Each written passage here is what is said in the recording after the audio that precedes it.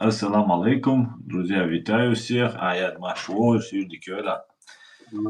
Маршал Диалейскую, Масара Маршал Диалейскую.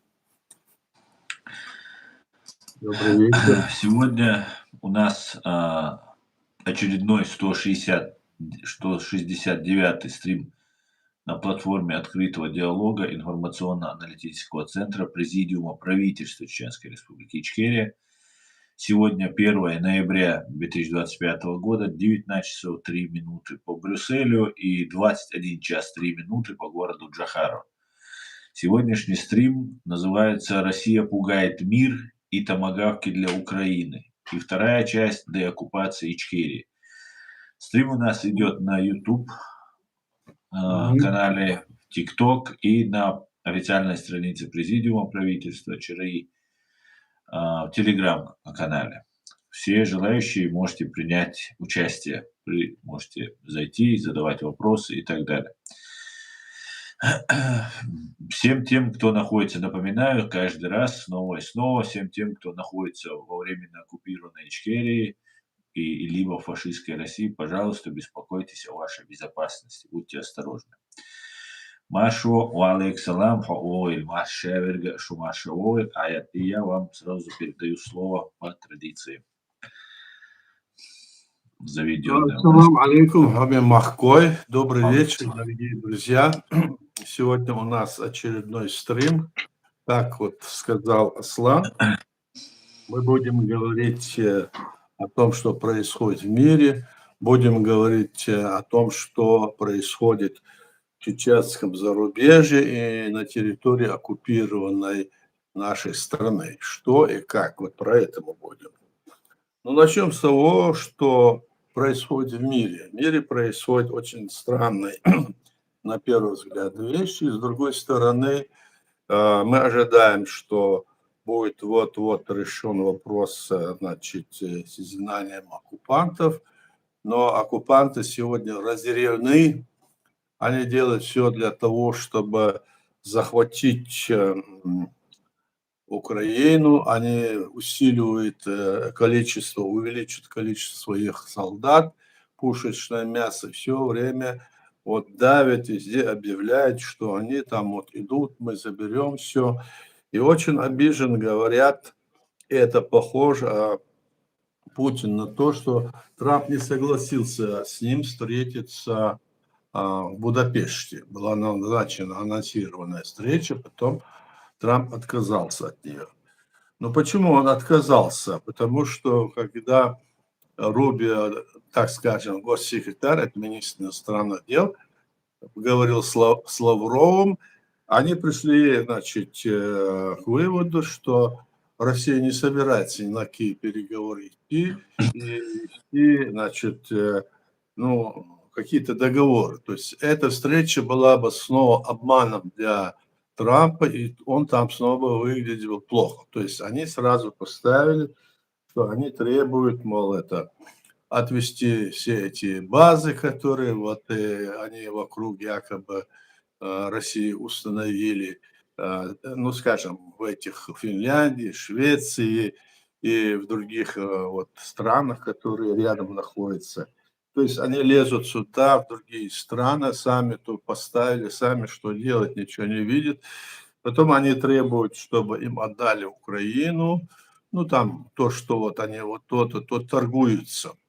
То есть бандит, который пришел и требует, отдайте мне эту территорию, отдайте мне это, тогда я вам дам это, они торгуют, обмениваются. Это совершенно невозможно вообще слышать, как это может быть среди даже простых людей, нормальных людей, такие вещи вообще невозможно говорить. Вообще бесстыжая политика, которая проводится Путиным.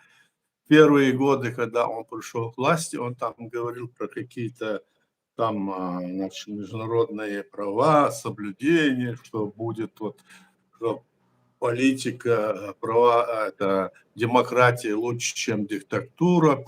Что только не говорил. Потом начал говорить о том, что надо замочить чеченцев, в принципе, в туалете.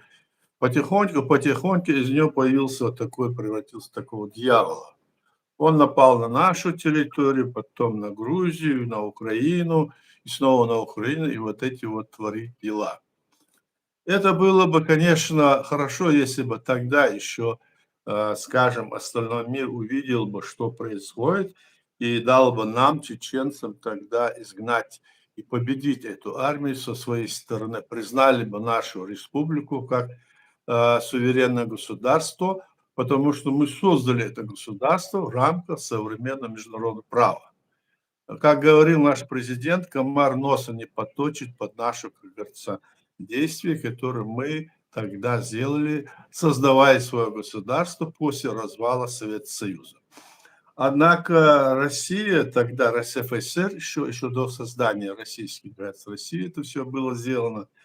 И вот сегодня на полях, значит, Европы, когда наш президент, что говорил Жохар Дудаев, если вы считаете, что Чечения – это часть России, внутреннее дело России, то придет день, когда и Запад станет внутренним делом России.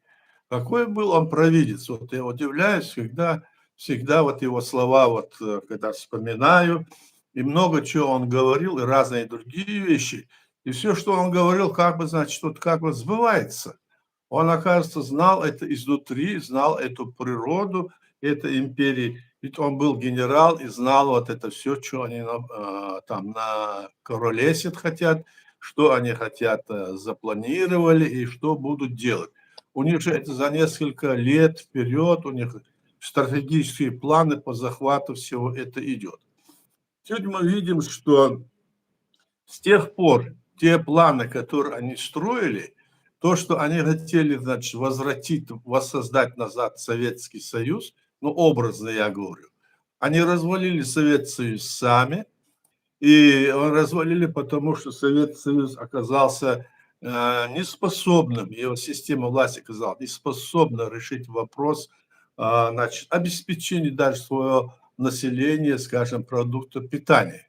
Я уже не говорю за одежду и другие. Чуть ли не голод был, мы знаем это все. И в итоге эта страна, она оказалась, это что за страна, всем казалось, и мне тогда еще буду совсем молодым, казалось, что это такое, как это может быть. И на самом деле все так и случилось. В конечном итоге получилось, что Советский Союз пришел к той грани, что он уже как бы развалится, нет никакого выхода. И тогда Горбачев там предпринимал шаги, которые хотел трансформировать и перейти на ту систему власти, которая была на Западе. У него лозунг был «Перестройка, гласность и демократия», то есть свобода человека, личности и свободу от политического преследования, как есть на Западе. Этого не хотели эти наши друзья, скажем, в кавычках, которые сидели у власти. Это была империя, и поэтому, когда вот это все переформатировали, готовилось, эти коммунистические лидеры, которые сидели в разных тогда союзных республиках, а их было тогда уже 32, вот они, значит, особенно я за территорию РСФСР говорю, они взяли вот это все, значит, перехлестнули, они не дали даже по законам этой страны развалиться, перехватили инициативу и по своему усмотрению вот это все начали. Одним они пытались всех захватить, но и запланировали одновременно захватить все эти территории. У них лозунг был разойтись, чтобы затем сойтись. Мы не должны об этом забывать. Это было именно так. И в итоге получилось, что они первые напали на нашу республику, на нашу суверенную республику, которую мы создали в рамках международного права, в рамках, значит, референдума общенационального съезда членов народа, который состоялся в ноябре 90-го года. То есть все было сделано так, как надо, и вот получилось, что мы снова сегодня сталкиваемся с этой империей, которая вот что творит. Они сегодня, значит, видят, что проблема та, которая не решилась, они сами ничего не могут сделать, не могут захватить даже за 3 с лишним года, не могут захватить и 10 и более процентов территории, шлют туда людей, убивают этих людей. в основном, значит, людей из национальных республик. Чеченской республики, Ичкерия территории, чеченцев, дагестанцев, других всех северокавказских, дальше, значит, и Поволжье, все эти республики. Шлют туда людей, ну, русских Дальнего Востока, платят им деньги, и как кушаешь мясо, вот так вот на перемолке их посылают. Вот что происходит.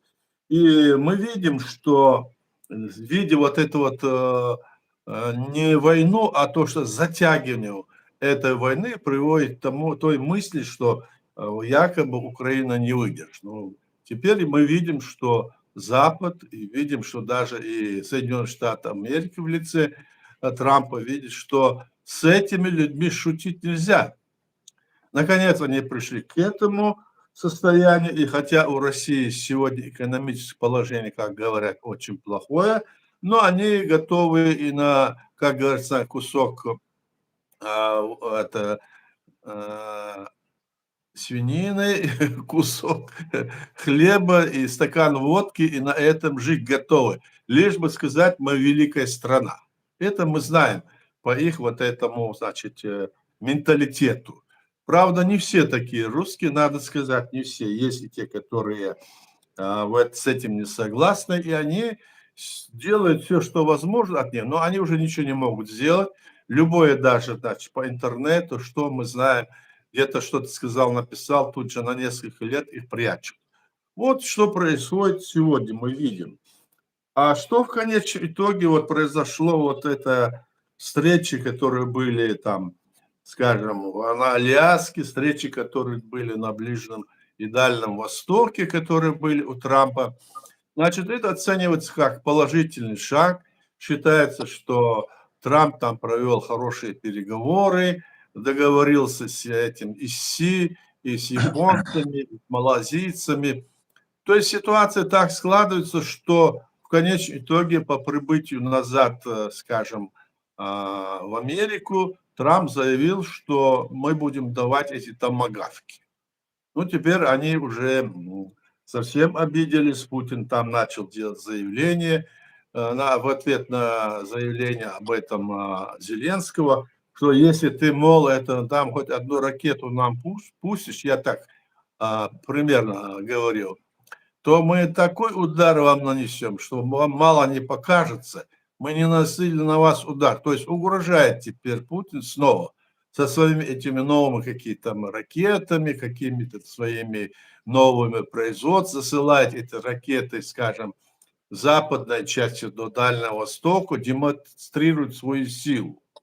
Говорит о ядерных там, то все, отказывает Трампу, значит, в захоронении, значит, отходов, которые у них был договор от ядерного, так сказать, мусора, который они у себя на Дальнем Востоке или в Сибири где-то там делали себе хранилище.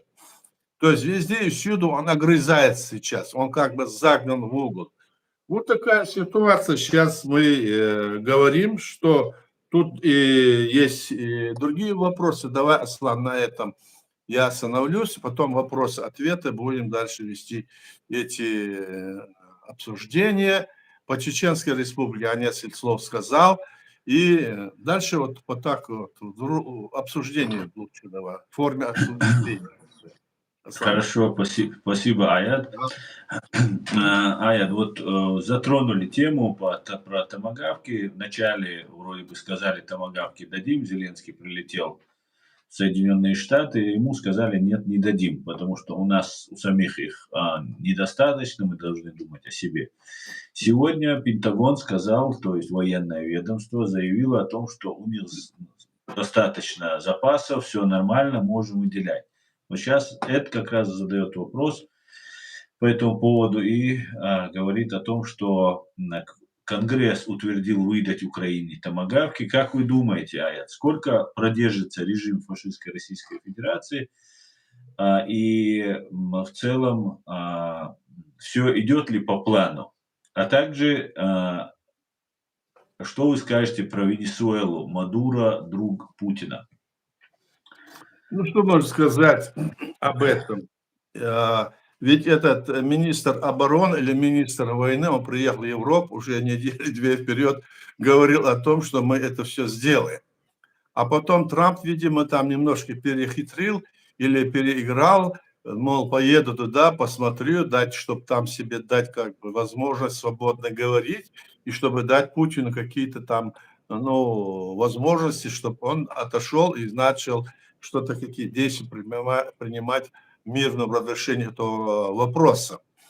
И когда он приехал, он, значит, видимо, это, как ты говоришь, план Б включил.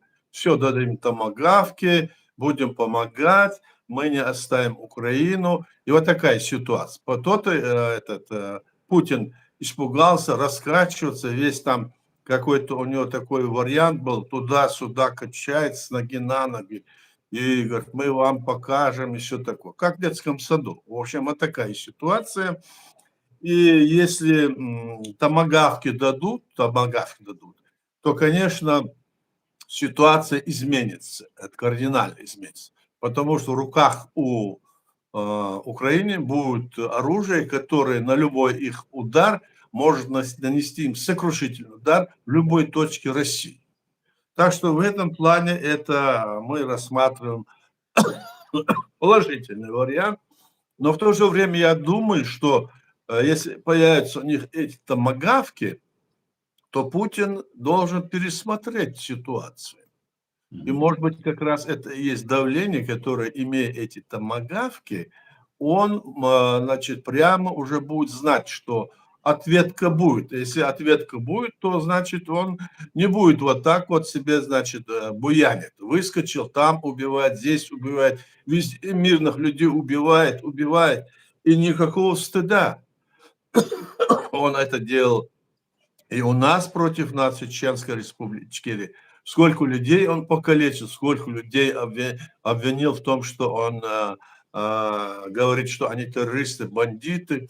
На самом деле эти ярлыки вешали на нас, и теперь вот захватишь нашу территорию, они делают все для того, чтобы теперь якобы территория Чеченской Республики является частью России. К сожалению, большому, многие, значит, скажем, политики или блогеры, или, значит, СМИ, когда говорят о нападении России на, скажем, страны выше Советского Союза, они теперь стали опускать, скажем, вопрос, не говорить, умалчивать вопрос о том, что на Чеченскую Республику Ичкерия напали. Вот на днях выступал вот блогер Гордон, он там говорил все правильно, все, но начал говорить, вот они напали на Грузию, Украину, а про Чеченскую Республику он забыл. Это что такое? Это как раз наводит нас на мысль, что здесь какой-то вот, то ли это какая-то договоренность, или чеченская кровь, она, как говорится, водится. Почему такая идет вот пропагандистская, значит, линия? Откуда она взялась? Кто это сказал? Или можно сдать, если мы боремся за справедливость, то мы должны бороться правильно. И в то же время я хочу сказать, что одновременно мы видим и наблюдаем, что и на территории Украины, вот сегодня или вчера это было, не знаю, там команда таких вот самозванцев во главе с Закаем, где-то они крутились во Львове и себя изображали представитель нашего народа. Я смею сказать, что эти люди не являются представителями нашего народа, у них нет никаких мандатов. Неужели нельзя спросить у этих людей, кто вы? Обоснуйте, когда и как вы стали, значит, представителем Чеченской Республики Ичкерия. И что меня удивляет, то, что они ездят везде, там по Европе, еще где-нибудь, даже где-то в Америке, как бы перцы выступают, но спросите хоть один раз, покажите, кто вы такие. Есть ли у них основания говорить от имени чеченского народа? Нет и не было. Начиная с 2007 года особенно не было. А до этого они вели тоже античеченскую, антигосударственную политику и вели они ее в пользу Кремля. Могут ли эти люди вести какую-то положительную, скажем, лепту внести в оборону и защиту Украины? Нет. Если это завтра выяснится, что они самозванцы, и что у них нет никаких оснований, кто это делает? Вот это нас удивляет, действительно. Поэтому в этом плане сейчас говорить, что и как это будет, и куда, значит, сейчас повернется ситуация, мы будем смотреть, будем наблюдать. Здесь много таких вот мнений о том, о сём, но главное, что мы думаем, что надо остановить этого Путина, надо изгнать его с территории Украины, надо его изгнать с территории Чеченской Республики Ичкерия, надо его изгнать с территории Грузии. То есть восстановить справедливость. Если этого не будет, то за что мы боремся тогда? Что мы ищем? Сколько мы людей потеряли? Сколько наших людей сегодня находится в тюрьмах России? Сколько убито? Страдают? Так если мы сейчас это делаем, то надо об этом думать. И притом не надо работать с теми, кто является агентурой Кремля. Не надо с ними работать. Спросите у этих людей, кто вы. Покажите ваши полномочия. Насколько я понимаю, если где-то что-то как-то, кто эту линию проводит? Мы об этом говорим, что это так, а здесь они везде имеют возможность эту вот работу проводить. Поэтому это важный вопрос, я об этом хочу сказать. Но есть и другие люди, которые тоже, как и Закаевская компания, они здесь много их развелось, они беженцы от имени чеченского государства, здесь хотят создать какие-то представительства от нашего государства, и везде по всему миру, как говорится, носится. Этому делу надо положить конец. Ведь статус, который есть у этих людей, он не означает, что они имеют полномочия от нашего государства и народа. Поэтому это вопрос один из важнейших в этом случае. И мы, конечно, здесь говорим, что, конечно, бывают ошибки, бывает в эти трудные времена невозможно как-то определиться, и мы терпеливо к этому относимся, но в то же время мы об этом говорим и сейчас тоже заявляем. Аслан? Спасибо, Аят. Да, причем встречаются, Аят, с такими же людьми, которые имеют, по крайней мере, судя по комментариям, имеют также контакты, либо как-то себя скомпрометировали связями с Россией и российскими представителями. А здесь следующий вопрос, продолжение этого вопроса было, а также что вы скажете про Венесуэлу, как вы считаете, вот события в Венесуэле? Да, ну что я могу сказать про Венесуэлу? Известно, что там они... Будет война? А? Будет ли Война война, я не будет? могу сказать. Наверное, не будет, я так думаю.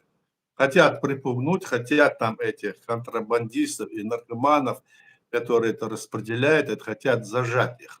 Но это они правильно делают, если они вот в этом направлении действуют. Если вся вот эта вот гадость идет оттуда, то, конечно, Да. здесь надо что-то, какие-то шаги предпринимать.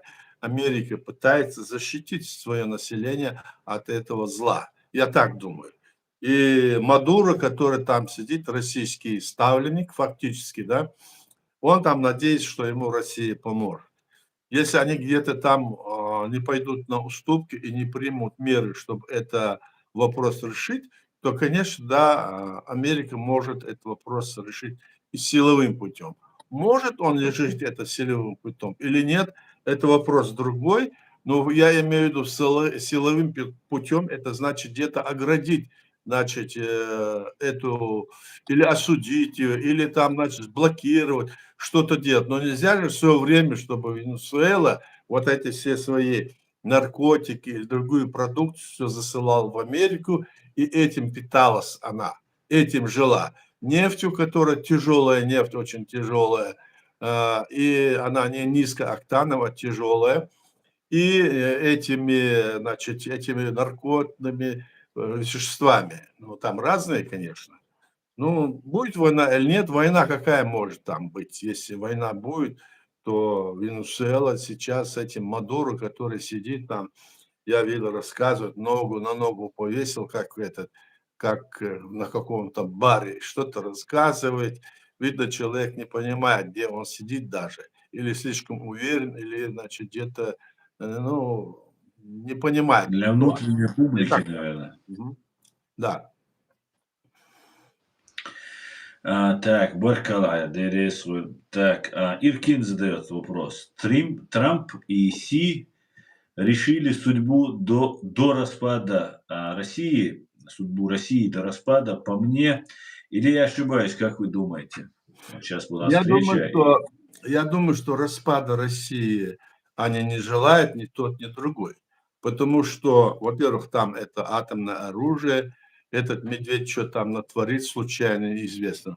Во-вторых, если она там распадется, этим странам новая территория не нужна. Им нужно, чтобы оттуда шли, скажем, ресурсы.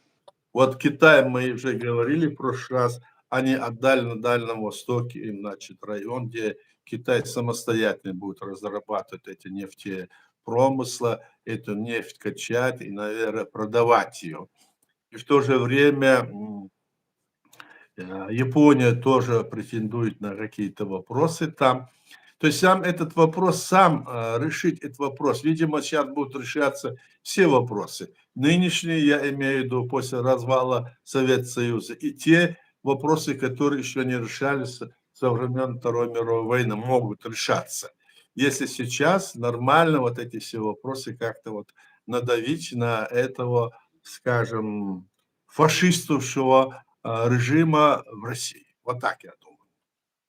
Мгм. Мне так кажется. Так, это вопрос, а я вопрос. Как вы думаете, почему многие блогеры не говорят о том, что Ичкерия никогда не входила в состав Российской Федерации? Почему они не говорят о том, что у Ичкерии есть конституция и надо следовать ей? Я почему думаю? Потому что эти блогеры в основном, к сожалению, большому, наша ситуация в Чеченской Республике, Ичкерии, и люди, которые здесь находятся на Западе, многие очень привязаны к своим родственникам, потому что когда они узнают, что вот так что-то происходит, там дома или где-то, всюду, мы знаем же, приезжали даже сюда, убивали, преследовали людей, как бы запугали, сейчас они ожидают.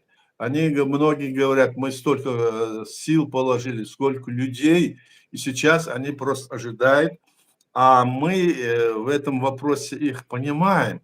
А блогеры, которые выехали оттуда и говорят то-то или иное, и не говорят о том, что есть легитимная власть в зарубежье в лице президиума правительства, или противодействуют, или говорят, что ее нет, это фактически люди, которые работают в пользу Кремля. Вот что это такое. Они под любым знаменем, под религиозным, под другим, под чем угодно, они говорят, а это как раз-таки полезно нынешнему Кремлю. Если они будут вот говорить, мы вот пойдем туда, вот есть у нас такие группы, пойдем туда, соберемся, там захватим, там договоримся с кадыровцами, чтобы они вместе с нами развернули оружие против русских, все такое. И такую вот легенду тоже раскручивают, но это не означает, это нереальные вещи, они никуда не пойдут вначале, и сейчас надо понимать, что остальной мир будет признавать только те структуры власти, только тех людей, кто имеет статус, значит, скажем, государственных структур, которые есть на Западе, это президиум правительства, это люди, которые имеют полномочия, избраны на последних выборах в 1997 году. У нас есть специальная конституция, у нас есть специальные законы, что на нашей территории все те выборы, которые проводятся в период оккупации нашей территории или части ее всей, не имеют силы, они не имеют юридической обоснованности. Это правильно. Поэтому с этой точки зрения мы говорим, что эти люди, которые засланы сюда, они что угодно под любым предлогом рассказывают разные басни. Вот, к примеру, команда Закаева. Они ходят там, значит, в галстучках, одетые с иголочки туда-сюда. А вот поднимите за 2017 год постановление, в котором они приняли, что они перешли на Конституцию, не где там наша территория и страна является суверенным, независимым, демократическим государством, а на Конституции, где сказано якобы, что все решения будем принимать в рамках, значит, Корана и Сунна. Именно и этот человек ходит там, и другие подобные люди, которые ведут себя в противовес решению нашего народа, создан нашего государства, и которое сегодня оккупировано, эти люди, они как раз-таки или заблуждаются, скорее всего, они обмануты этим лидером или какие-то другие у них причины, но они уже не могут свернуть, их лидеры. Они ведут эту пропаганду, и они находятся и на Западе, и там, может быть, и в России, и в других странах, но эту работу они проводят. Они должны от этого отказаться. Мы предлагали им много раз, и Закаевской, и другим, давайте работать совместно на основе нашей Конституции и на том основании, чтобы это было обосновано в рамках действующего международного права. Они не желают этого делать. Каждый раз, когда с ними об этом будешь говорить, они исчезают. Они говорят, что во всем виноваты, допустим, мы, допустим, я или другой, клевещут на нас за спиной, так? И потом выходит, что на самом деле их кто-то ведет их за руку. Кто может их вести вот с такой вот античеченской в пользу России политики? Кто может их вести по всему миру, скажем, или на Западе? Этому нетрудно догадаться, кто. Вот такая ситуация. Аслан? Баркала, Дересвер. Ну, вот это пишет еще один вопрос. Первый, то есть президент у нас говорил о том, что было предложение командиру воздушного корабля приземлить самолет с президентом Венесуэлы Мадуры на территории США. Взамен ему, всему экипажу бонусы и жительство в США. Как вы думаете, стоит ли делать такое же предложение экипажу, который перевозит Путина? Но я не знаю сейчас. Наверное, есть, здесь вот есть же все же решение суда, что он преступник, раз так, и на территории, скажем, Европейского Союза он не может находиться, что нужно его там, не только там, а вообще он не имеет права на это по всему миру, в принципе, так. И для него это так, для Путина, к примеру, да. Здесь ситуация посложнее, а вот с этим Мадуро и с ним тоже надо стараться это делать, конечно, таким образом, чтобы потом больше не было бы возможности говорить. Надо какие-то решения принять. Видимо, их там предупреждали, этого Мадуро. И это что за власть там, что они там делают?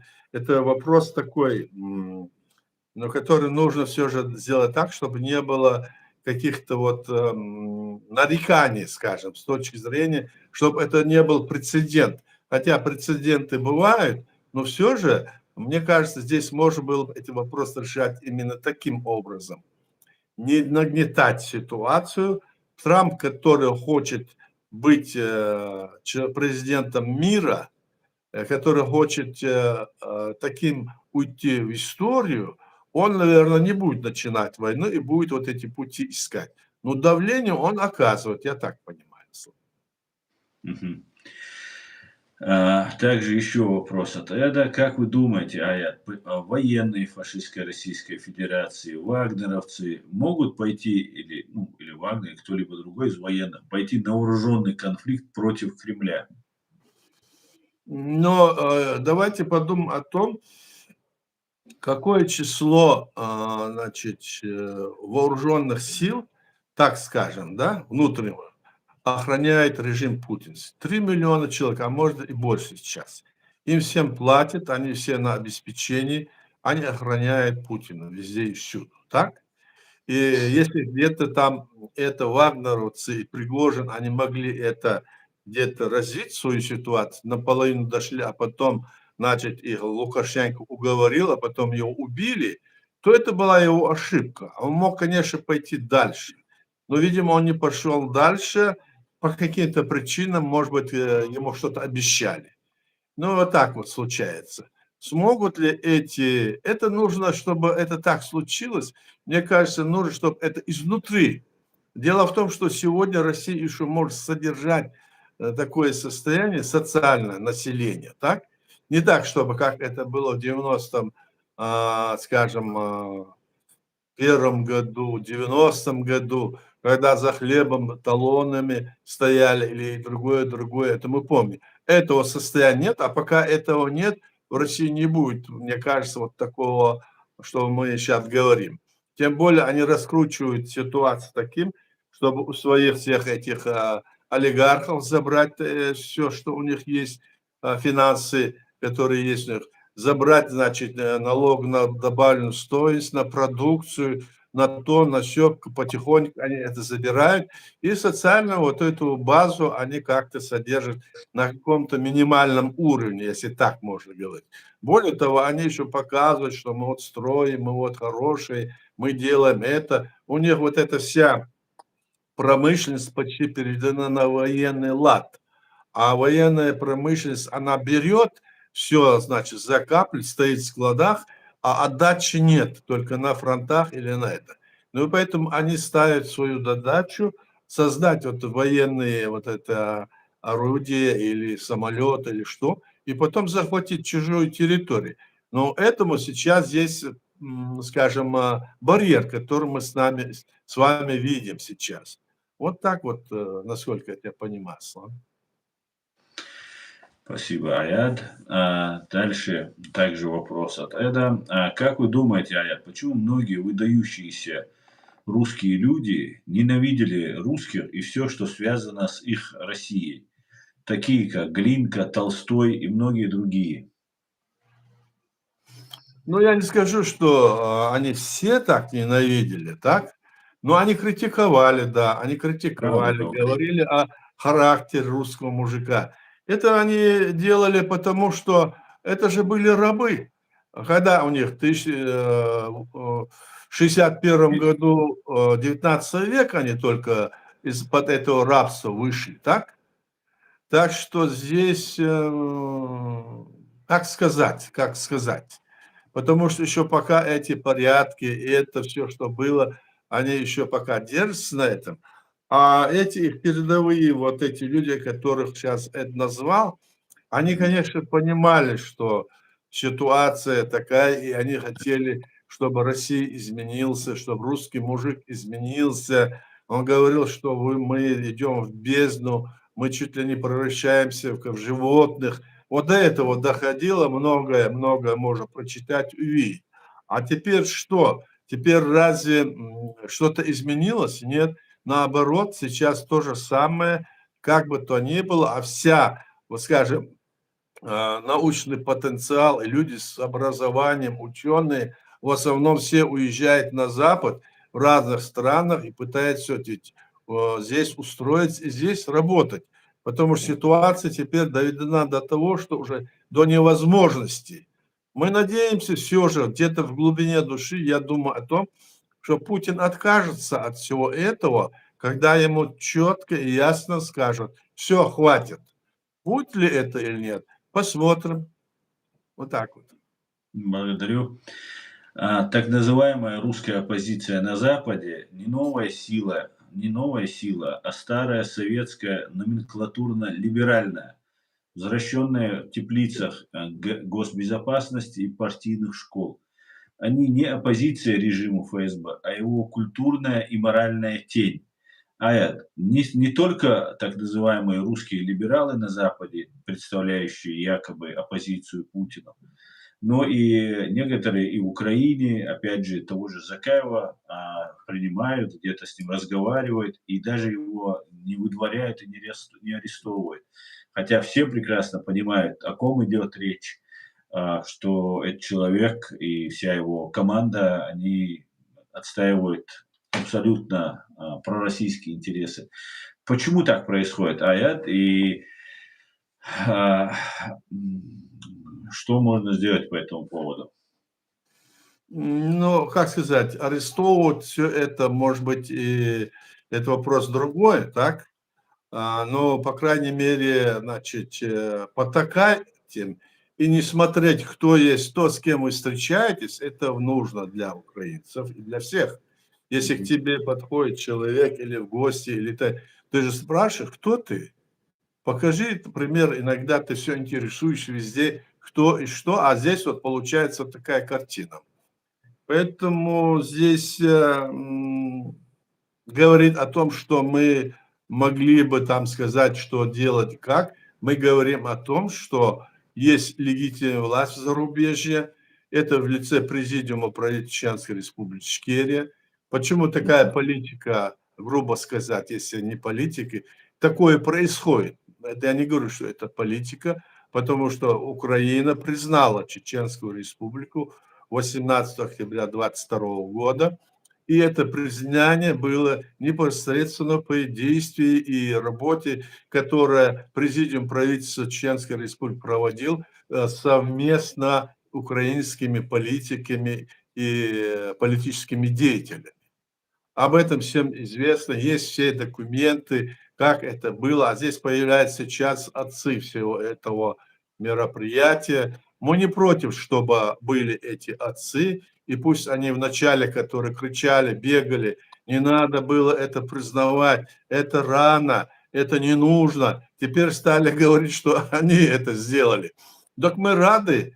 Вот есть очень много вещей, которые мы пишем, обосновываем, мы говорим вот то-то, то-то, наши статьи, наши заключения. Они берут эти заключения, тоже используют и говорят, что вот так, и вот так, и вот так. То есть они пытаются подменить нашу, скажем, власть с собой. То есть они, а мы вот, допустим, здесь в этом вопросе не кичимся, а они возгордились или не возгордились, но, по крайней мере, нам это неприятно, потому что это вредит тому, что потом в конечном итоге они будут говорить, если, допустим, потом они скажут, вот эти чеченцы, все такое.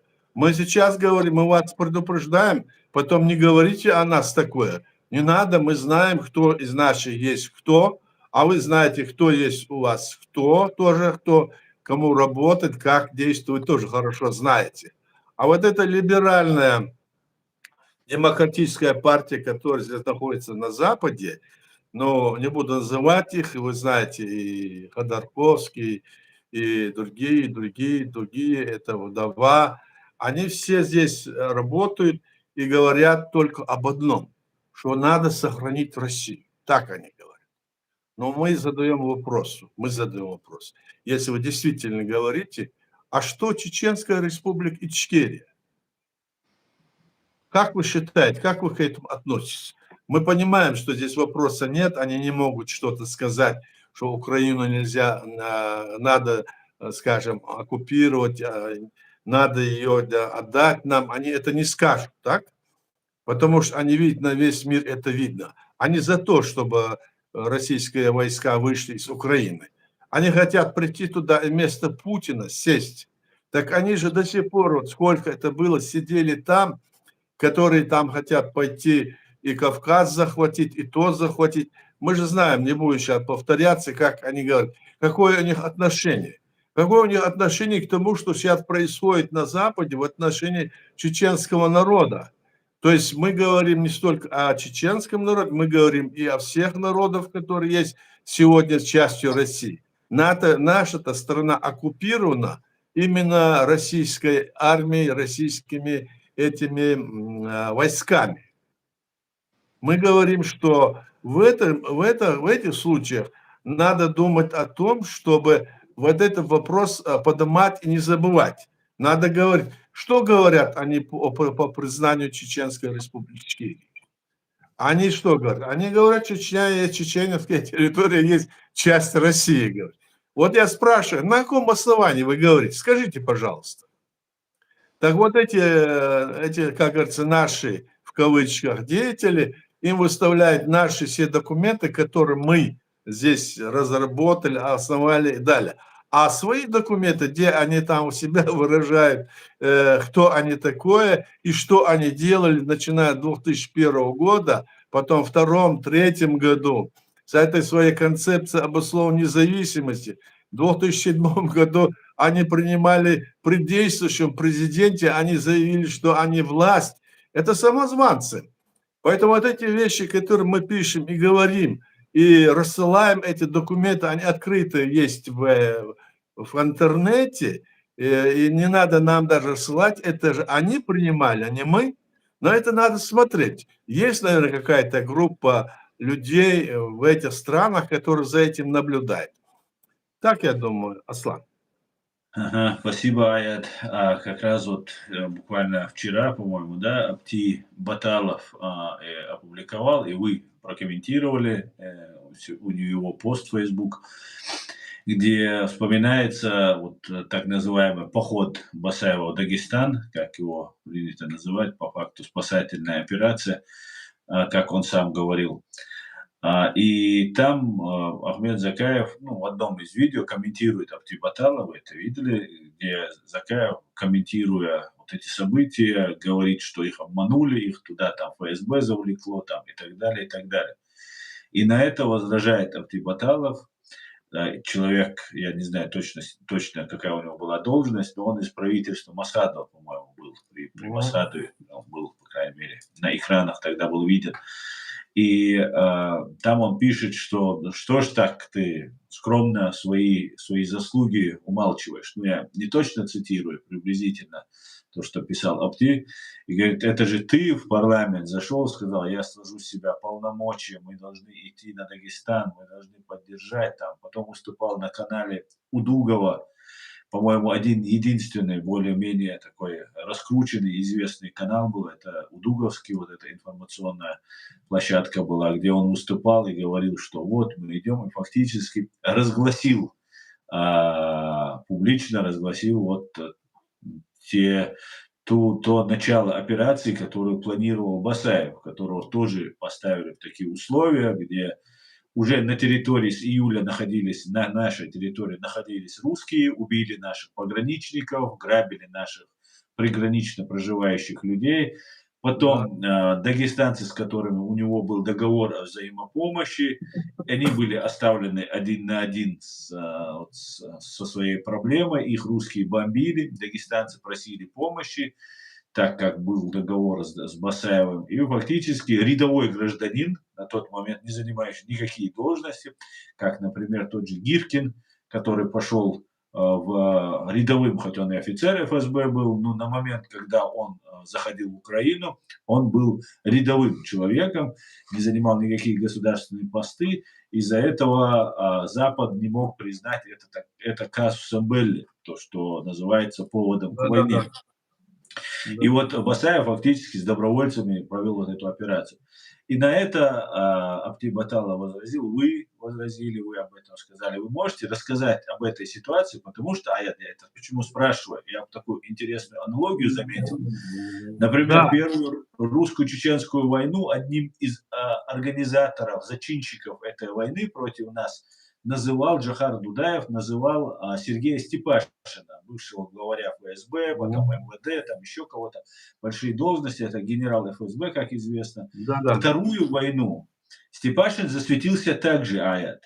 В этом же Мгм. Чабан-Махи Карамахи, он тогда был министром внутренних дел и говорил, что там шариат, там хороших, пусть там, ну, все нормально, мы не против, пусть, типа, религиозная свобода такая, которая в Европе здесь есть, они ее, как будто они там ее провозгласили.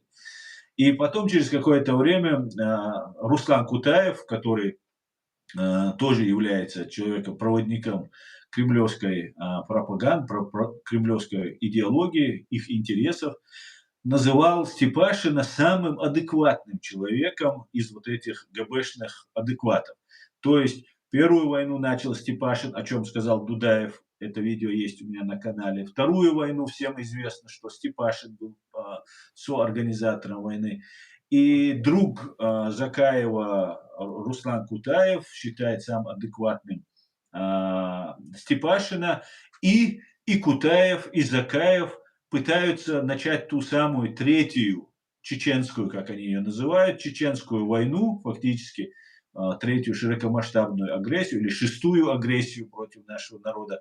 Говорят о том, что у нас где-то в Чечне находится а, 5% под контролем, что какие-то подполья есть. Фактически, даже если бы оно было, его нужно было скрывать, чтобы репрессии не проводились против людей.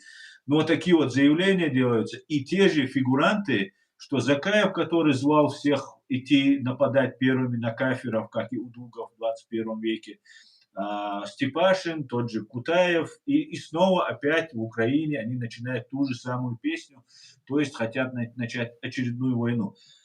Что вы по этому поводу думаете, Аят? Как к этому реагирует? И еще один дополнение, Аят, извините, что так долго. Я бы Да, хотел бы ничего, ничего. спросить у вас. Запад принял, и Кутай где-то здесь, в Европе где-то бывает, Закаев в Лондоне проживает, говорят, неплохо проживает в финансовом смысле. И вот эти люди в Украину спокойно ездят, в Украине их принимают, там они спокойно перемещаются там, и так далее.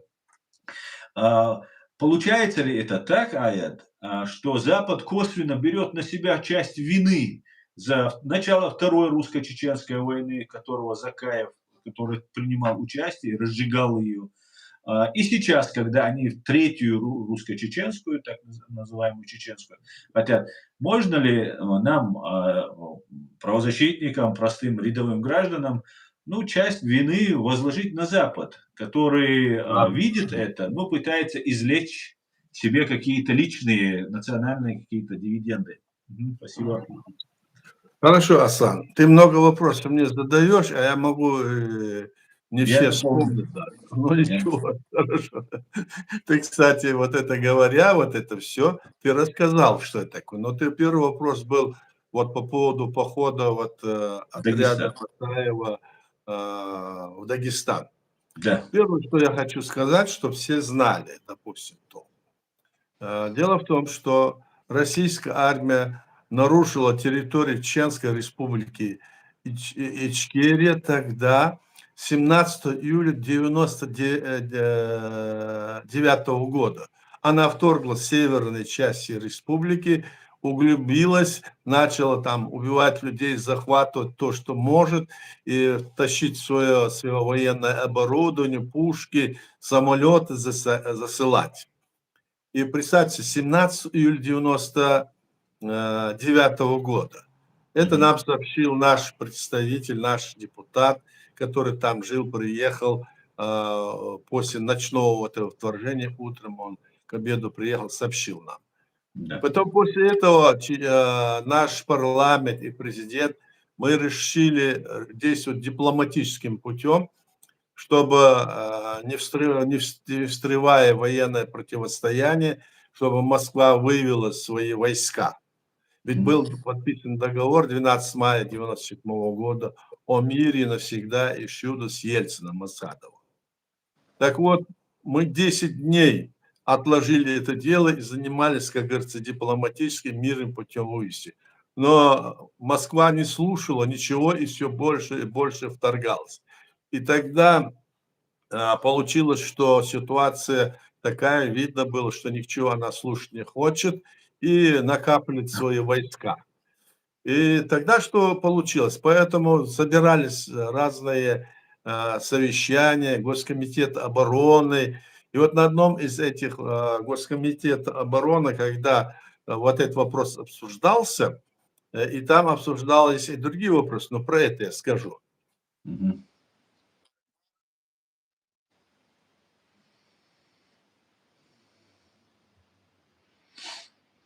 Зависла Аят.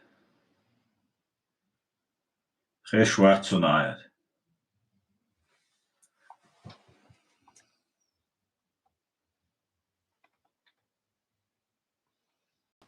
Так, удалим.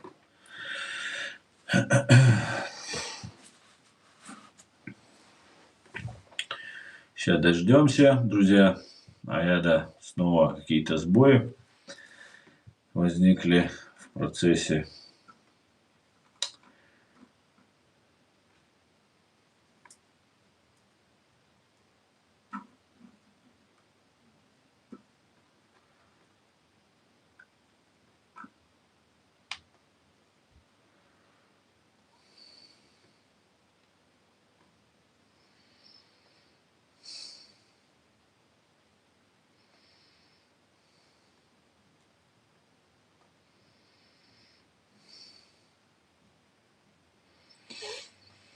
Брат, как ты относишься к джамаату шариата Дагестана? Нужно народ Дагестана спрашивать, наверное, не меня. Я какое отношение имею к этому. А это волось, да-да. Кто-то меня здесь выкинуло, не знаю почему, снова включил. Я закончил на том, что я был на этом заседание Госкомитета обороны, и там шла речь о ну, один из вопросов был о походе добровольческого отряда Басаева в Дагестан, потому что дагестанцы их приглашали. Там в горной части русские бомбили вот эти места, Чабан-Махи, Карамахи и другие места. И эти как бы собирались добровольцами. Басаев к тому времени уже сложил в себя все полномочия. Он был тогда до этого вице-премьером, но уже полгода где-то он не был. И он говорил, что я добровольцем хочу пойти туда, и заодно вот русские вошли, мы можем еще сзади и с тыла их ударить. Но мы там осуждали, и вопрос этот воспринимался так, ну, если в этом смысла нет. Но это же были добровольцы, но здесь было высказано, что не надо туда идти. Но были и противники того, которые говорили, надо идти. И вот Закаев там выступил и начал при мне это, и как раз и этот Аптибаталов туда вошел, начал там резко там высказывать, я готов сложить свои полномочия министра и, значит, пойти добровольцем туда, я пойду с ними в Дагестан, всем надо идти туда. Это было, я это подтвердил. Но не то, что подтвердил, это было, факт это, так. С другой стороны, вот если там Закаев вот заявил, что это была провокация, что Москва это делала, так он сам оказался, вот теперь после его слов видно, ведь он сам говорил, что надо идти туда. Значит, он сам был участником вот этой провокации. Он говорил, что надо туда идти, так, и что он там пойдет. А когда те пошли, их там не было. Но другой вопрос, что Басаев-то пошел в Дагестан 6 августа, а российская армия уже 17 июля находилась на нашей территории, считайте, 20-21 дней уже шла война у нас. Поэтому здесь вот этот вопрос, я в такой форме, это, так сказать, там изложил там свой комментарий, я это имею в виду, Аслан. То есть Закаев здесь выступил, сам себя выдал, как говорят, сам себя отхлестал. Значит, он сам был значит, участник этой провокации, если он ее так называет. Оно так и было, в принципе. Эта провокация с его стороны там выглядела. И затем русские, когда они пошли туда, хотя мы предупреждали, что они это будут делать. Но наши добровольцы были такие. Да, они уже не хотели, они же были не в политическом, в этом плане, и это не волновало. Они говорили, да что бы они ни сказали, мы пойдем и будем делать. Вот же. Это были добровольцы. Допустим, я, еще несколько человек, мы разговаривали с этим Басаем, а он говорил, я никого не зову, я сам иду, кто со мной пойдет, пойдем. Нас и позвали, сказали, мы добровольцы, мы не имеем, мы можем пойти. Вот что было. Вот есть же сейчас в Украине добровольцы. Это же не наша власть их посыла туда. Они сами пришли. Это добровольцы. И в Украине, и в других, это добровольцы. Это такая была ситуация. Вот что я хочу сказать. Так что здесь вот этот момент Закаев не сказал, что на нашей территории уже шла война.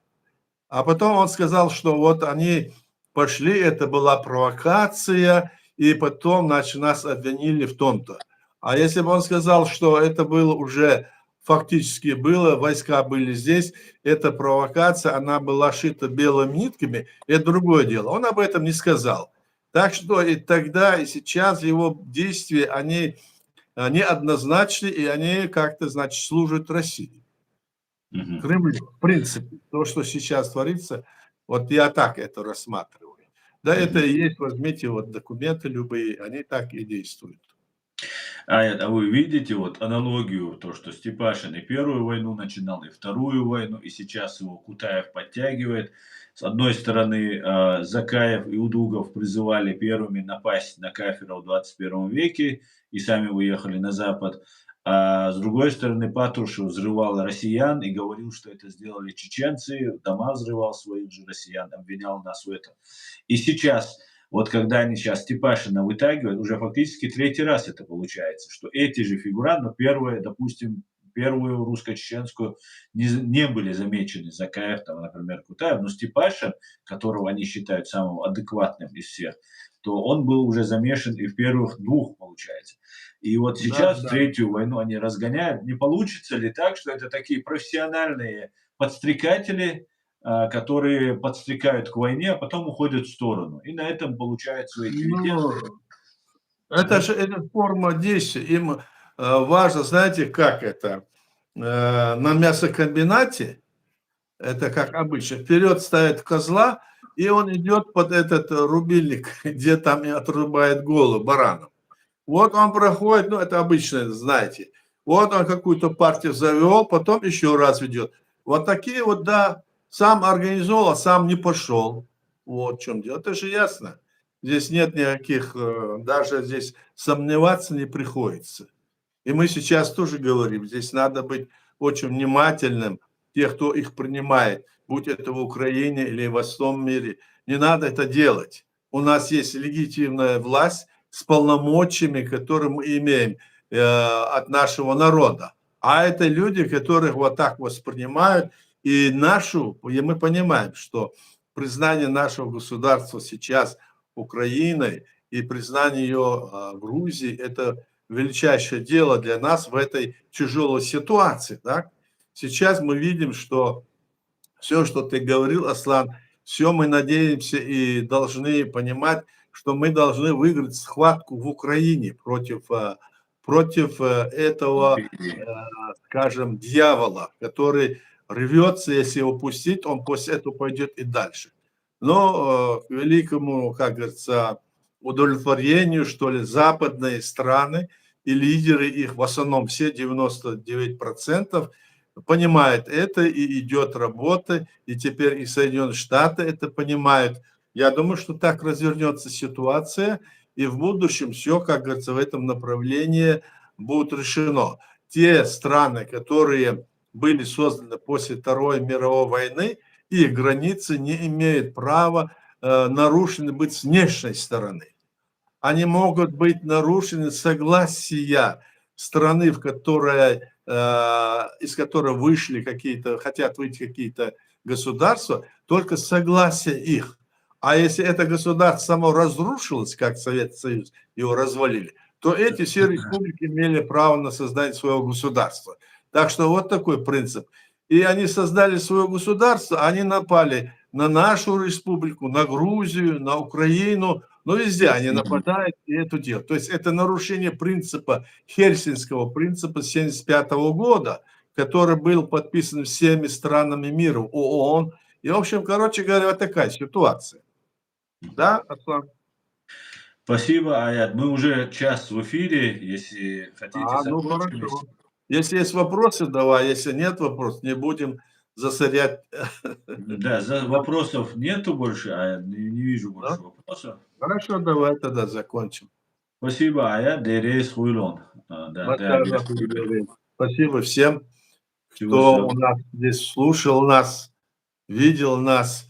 Я только хочу добавить, что все, что мы говорим, у нас и у вас, у всех есть доказательства тому. Эти документы есть в интернете. Приходите на наши сайты, пишите нам, и мы вам это все выложим. То, что вот принимают эти люди сами, и потом еще этим занимаются. Это лицемерие в высшей степени. Как ты называешь это, Аслан?